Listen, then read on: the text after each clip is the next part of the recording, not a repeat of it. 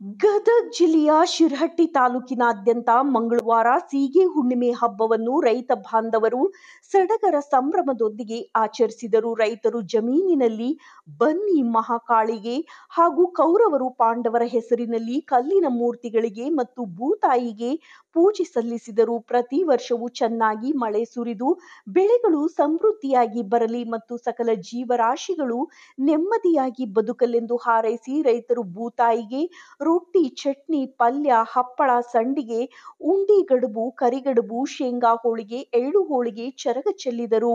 ರೈತ ಬಾಂಧವರು 5 ಸುತ್ತು ಭೂತಾಯಿಗೆ ಪ್ರದಕ್ಷಿಣೆ ಹಾಕುವ ಮೂಲಕ ಹುಲ್ಲಲಿಗೋ, ಸುರಂಬಳಿಗೋ, ಸುಬ್ಬಲಿಗೋ ಎನ್ನುತ್ತಾ ಎಡೆಯನ್ನ ಚರಗದ ರೂಪದಲ್ಲಿ ಭೂತಾಯಿಗೆ ಸಮರ್ಪಿಸಿದರು. ತದನಂತರ ರೈತ ಬಾಂಧವರು ಹಾಗೂ ಕುಟುಂಬ ಸದಸ್ಯರು ಎಲ್ಲರೂ ಒಂದು ಕಡೆಗೆ ಕುಳಿತು ಊಟವನ್ನ ಸವಿಯುವ ದೃಶ್ಯವು ಕಂಡು ಬಂದಿತು. ವರದಿ ಚಂದ್ರಶೇಖರ್ ಸೋಮಣ್ಣನವರ್.